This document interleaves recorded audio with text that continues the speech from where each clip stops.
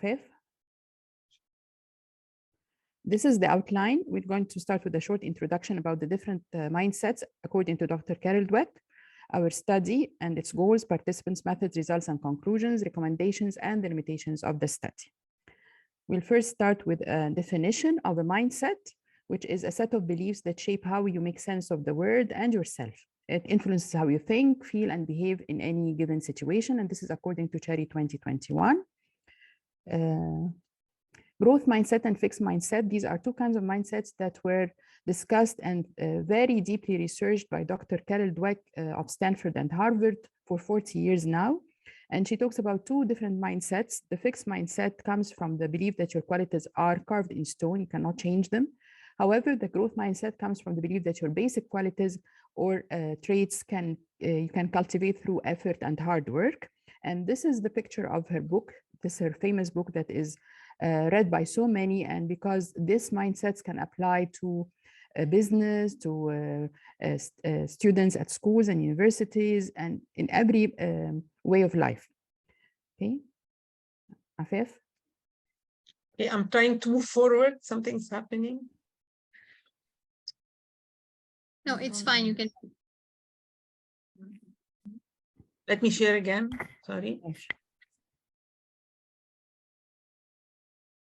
Okay, the following slide back.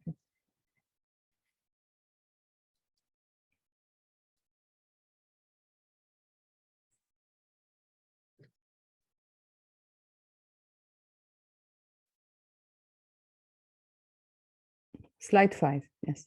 Okay, this is a very simple diagram that explains differences between both mindsets in how people face challenges and obstacles, how do they feel about success, and how they react to any difficulty in their life.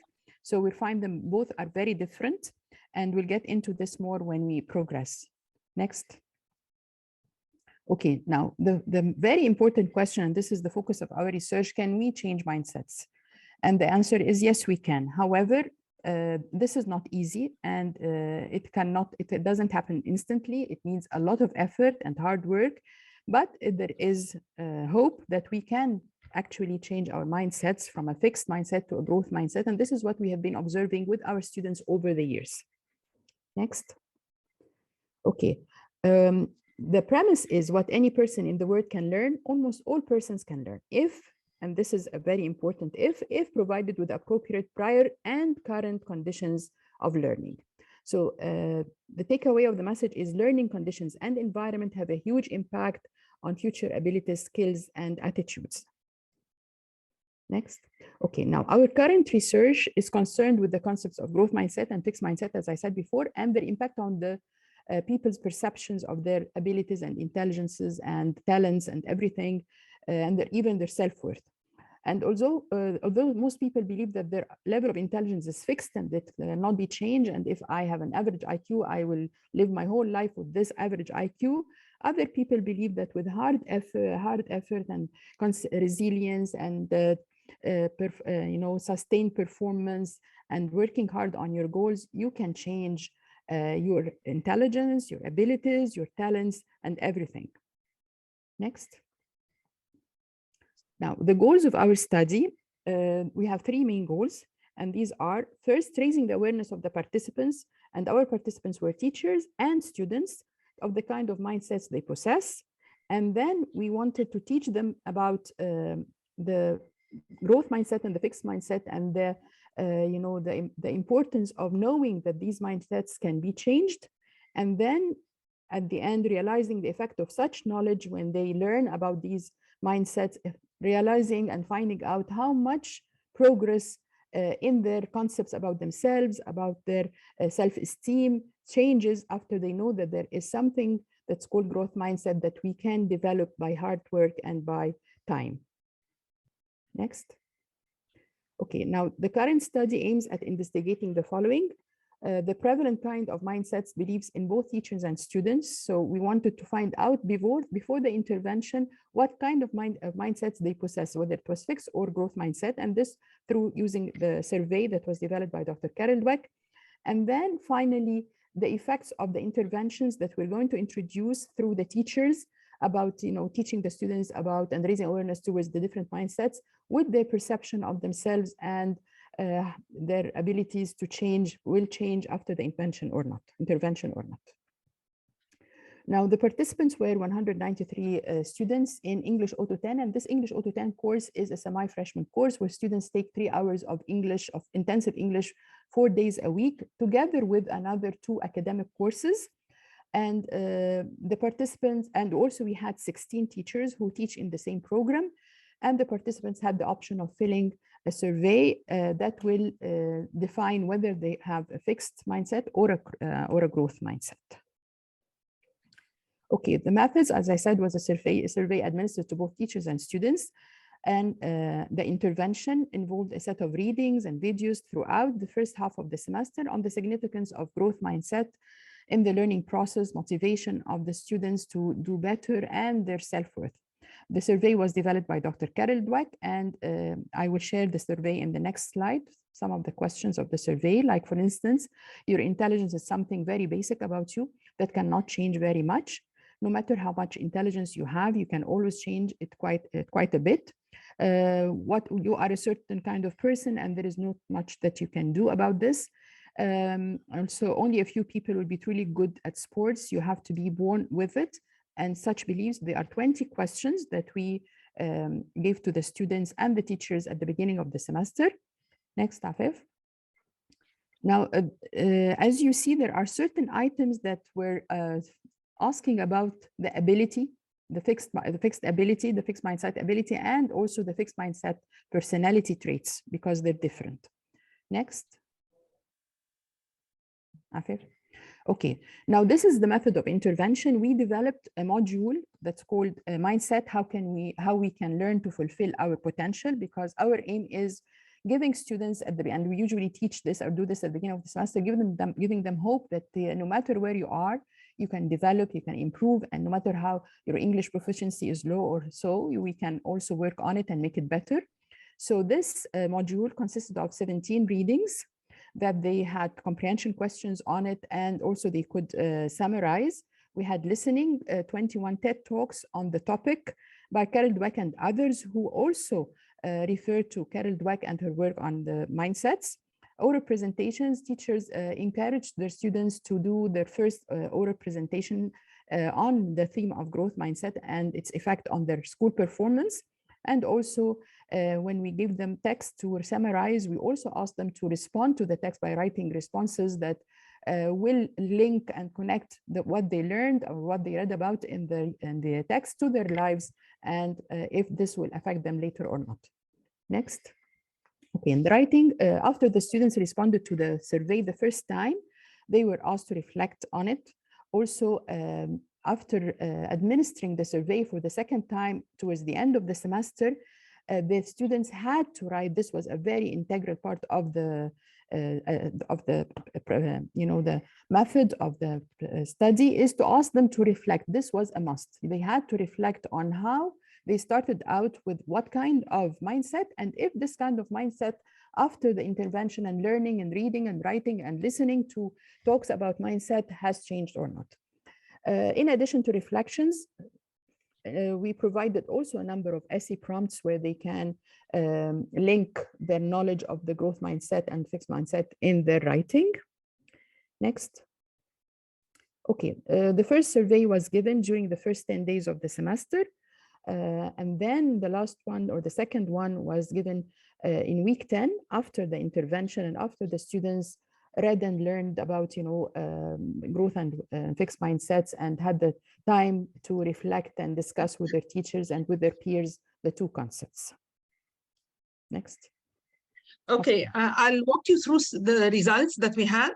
193 students responded to the first administration of the survey, and in the second administration only 79 responded.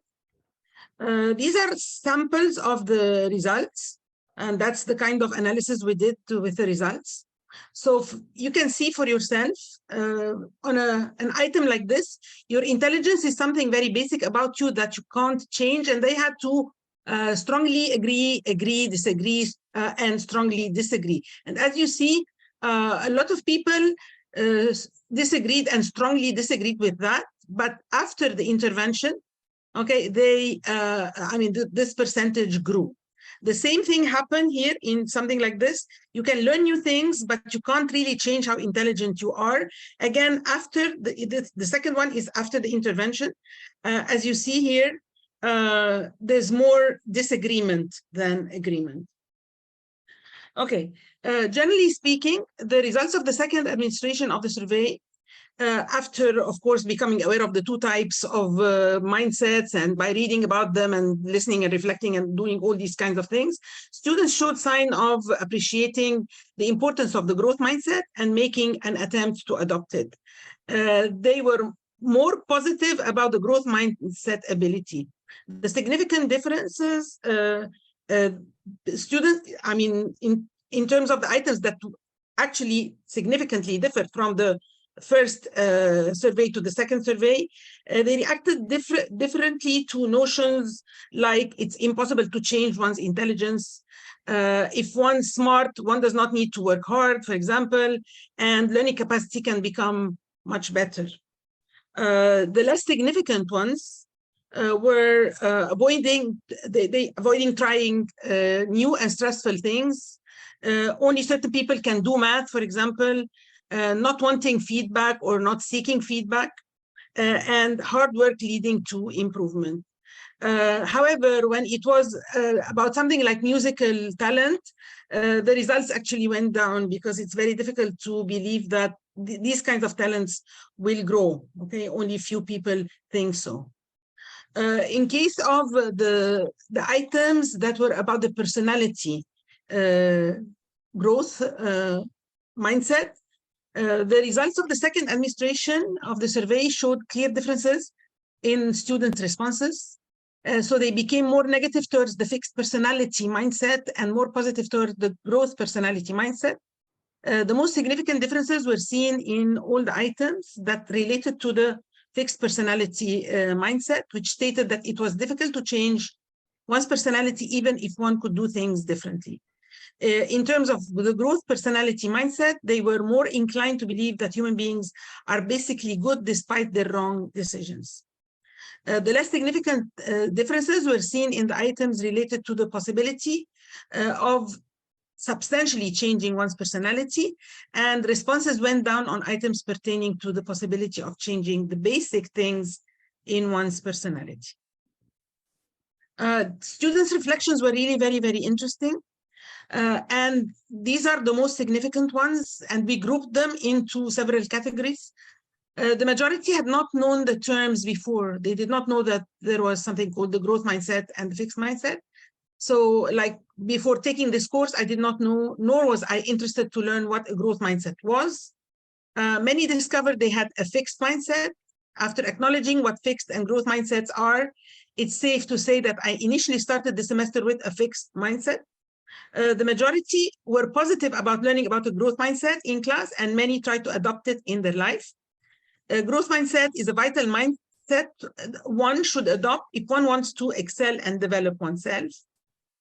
The majority found it useful in their academic studies and in helping them offset what they were told at school about their abilities. So, you know, at school, we praise so much intelligence and smartness and talent and things like that. So I realized that surviving my academic years at AUC will require having a growth mindset.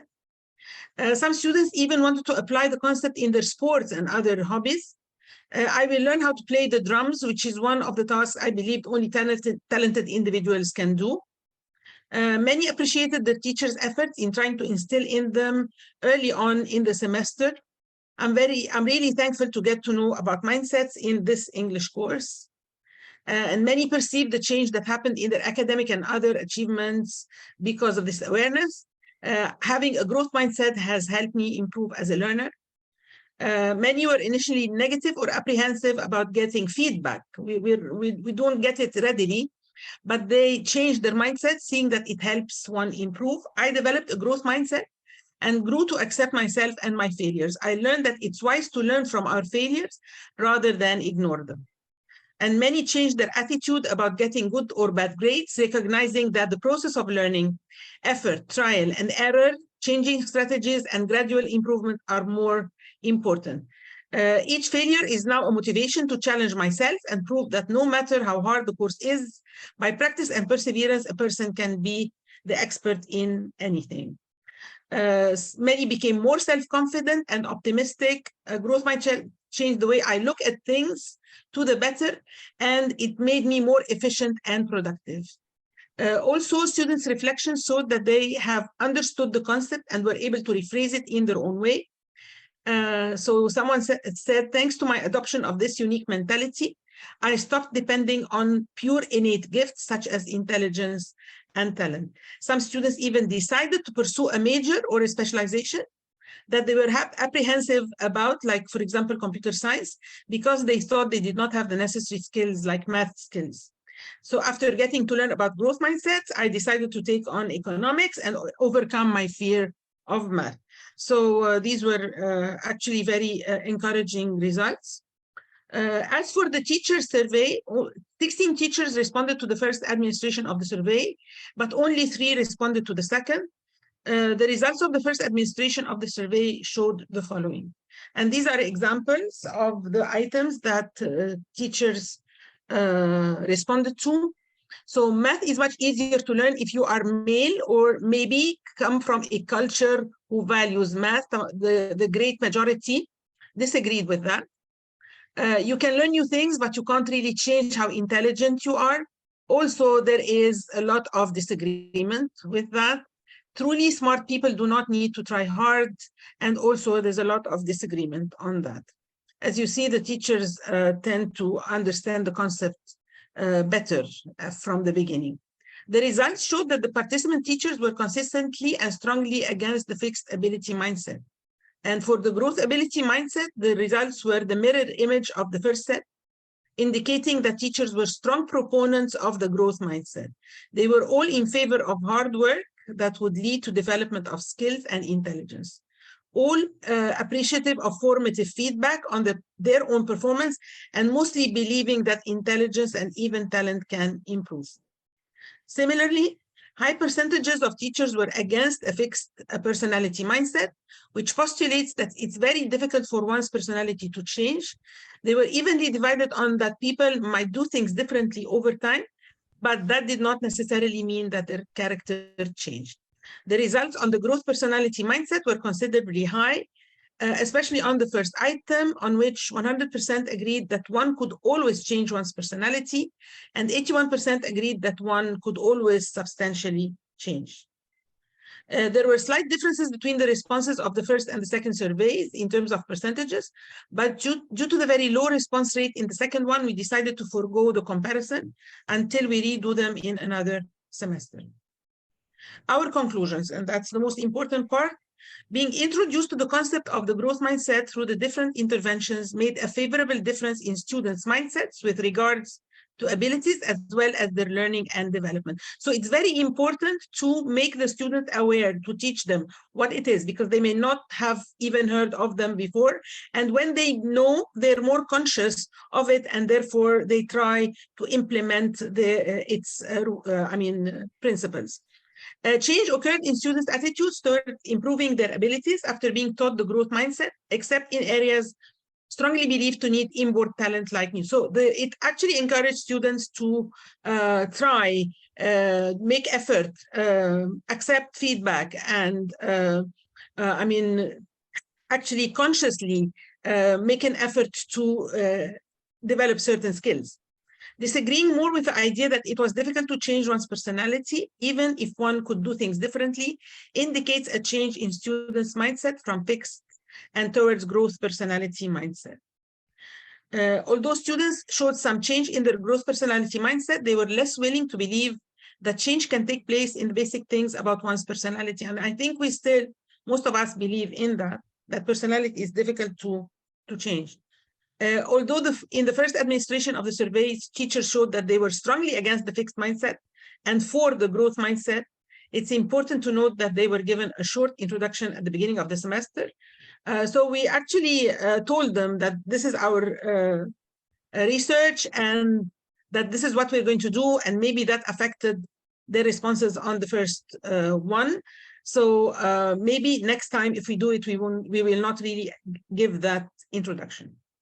Okay, it made them a bit biased in the first survey, and maybe we will avoid that later on. Recommendations for educators. Explicitly teach your students about adopting a growth mindset to develop and face challenges, and emphasize that intelligence, skills, and even talents can be improved with effort. All right, so we have to introduce this topic, and actually we have to, if possible, try to communicate it to parents as well. Emphasize that learning is a process of mastering skills and regular progress monitoring by fostering a culture of not yet.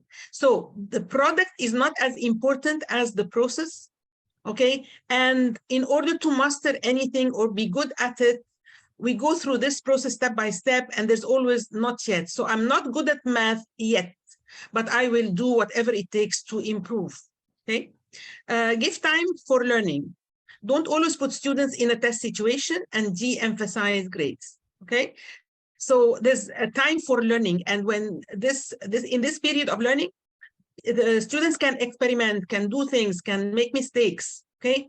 It's okay. They shouldn't get grades as such, or grades should have low stakes, okay? Rather than just be like a summative assessment or things like that.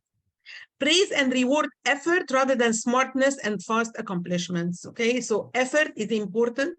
The process is important. Praise that and reward that. As long as you're trying, that's good. You're going to get to it. Remind students that errors are an opportunity to learn. It's okay to make errors. It's okay to fail 1 or 2 times, as long as you are trying to work on it. Okay, as long as we give formative feedback, it's fine.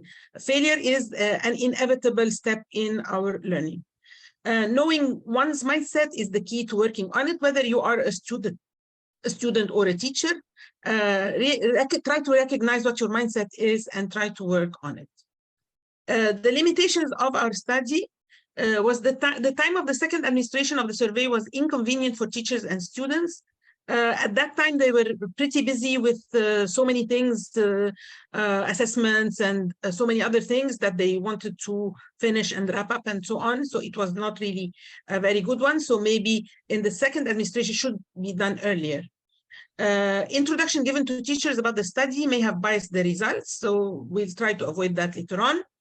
And teachers may be given a few open-ended questions. We'd like to know more about teachers' reflections about the intervention phase of the study. Okay, and that's it. These are our references. Okay. And thank you so much for attending. Okay, and if you have any questions, I think we still have a few minutes so we can discuss certain points if you want to. Okay, thank you so much.